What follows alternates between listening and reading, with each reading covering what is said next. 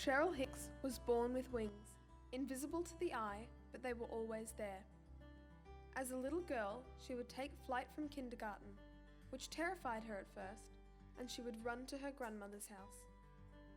Prep school held the same fears until Cheryl settled in and found the confidence that would later see the 5-foot-tall pocket rocket remembered as someone always on the move and ready for the next challenge.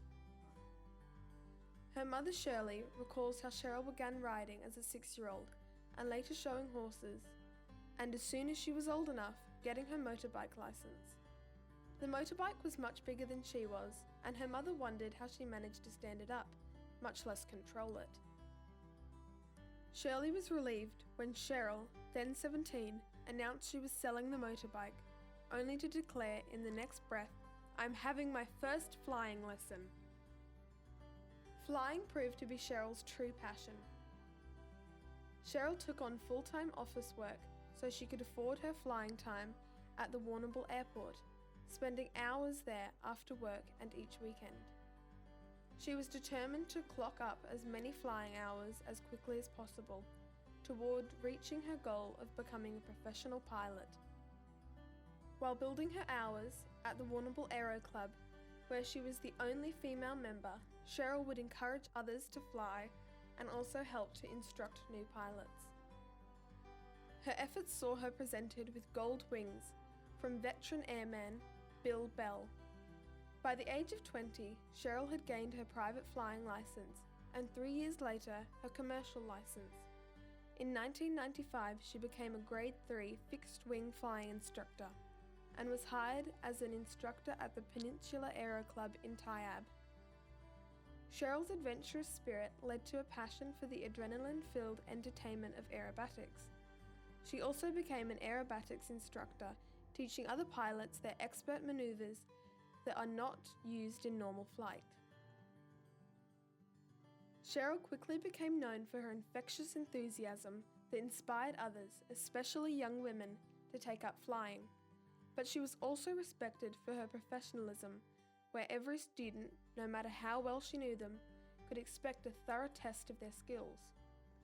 While at Taiab, Cheryl continued to build up her own experience, hoping to eventually become a pilot for a major commercial airline.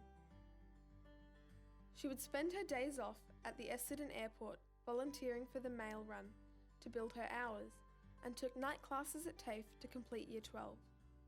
By 1998, having achieved her Grade 1 instructor rating, among other qualifications, Cheryl's dreams started to all come together. She was employed as a shuttle service pilot on Horn Island in the Torres Strait. Horn Island is about as remote as it gets, with fishing and a pub the only diversions, but Cheryl embraced island life and fast became a popular local. Tragically, Cheryl was only 6 months into her new life when she was killed in a flying accident on a shuttle run to Coconut Island. She was 27.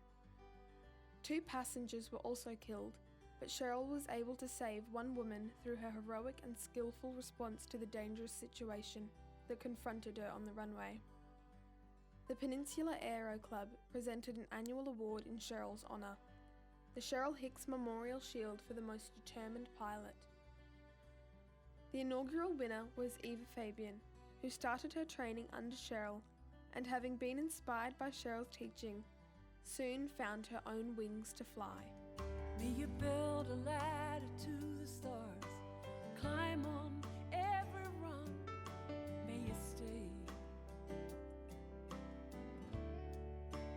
forever young. Forever young. Forever young. May you stay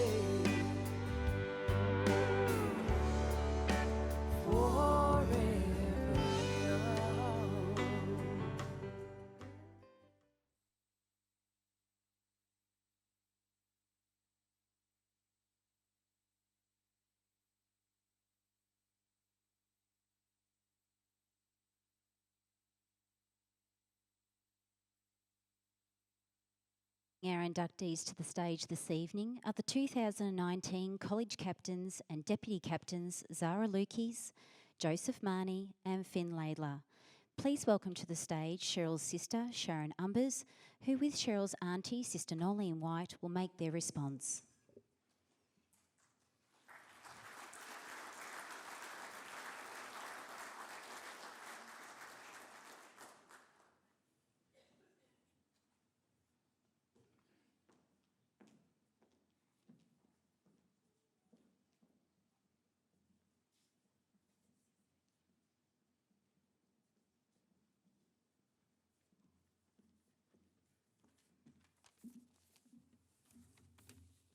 Good evening, everyone.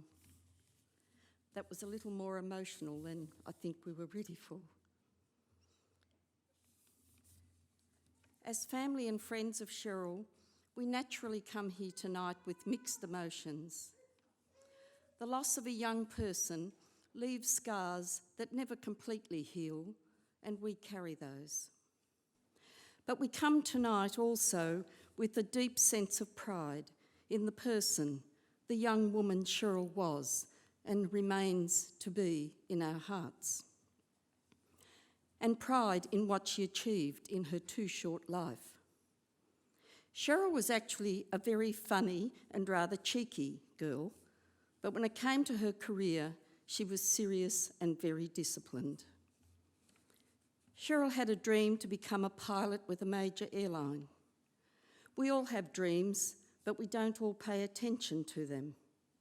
Cheryl didn't just dream about becoming a pilot, she worked incredibly hard. She gave up many things to save the money needed to reach her goals.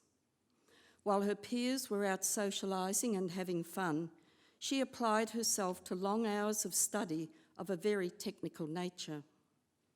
She worked to pay her own way and would not allow her parents to help her financially with the significant costs involved in the steps to becoming a pilot. For Cheryl, nothing was too hard, no obstacle could not be overcome. When Cheryl made up her mind to do something, that was it, and nothing would be allowed to deter her. Following Cheryl's death, we heard from people who were inspired by her determination and commitment. One lady said she was now challenged to find the courage to pursue her own dreams, to stop procrastinating, and to not let her dreams slip away because it seemed too hard.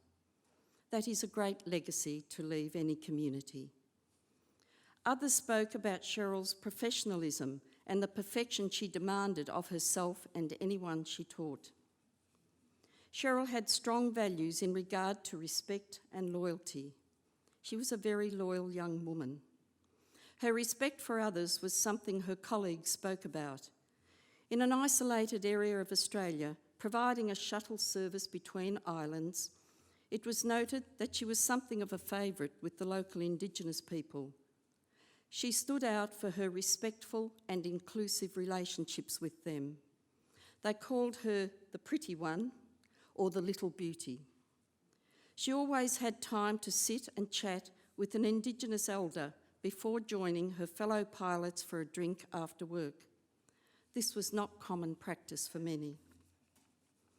When word came through of Cheryl's death, this man experienced profound grief. The coroner who investigated the accident and exonerated Cheryl of any blame had these words to say, and I quote, "The Torres Strait lost a person highly regarded by her peers, whose vocation it was to bring the benefits of modern transport into this region.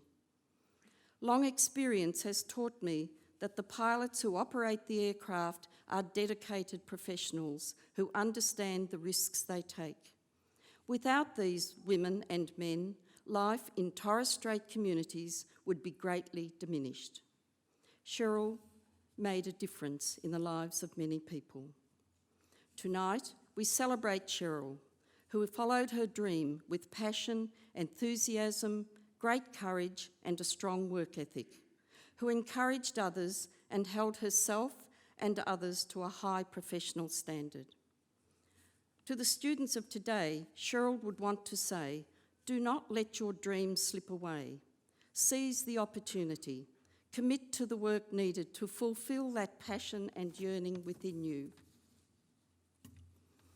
I acknowledge Cheryl's parents, Shirley and Philip, her sisters, Sharon and Narelle, her many friends, her extended family, and her friend Troy, who supported her in following her dream. Special thanks to Michelle Cust, who initiated the nomination and has been a true friend to Cheryl of many years. And finally, thank you to the Emmanuel College community for honouring Cheryl's story and weaving it into the everlasting fabric that is the Emmanuel College story. Thank you.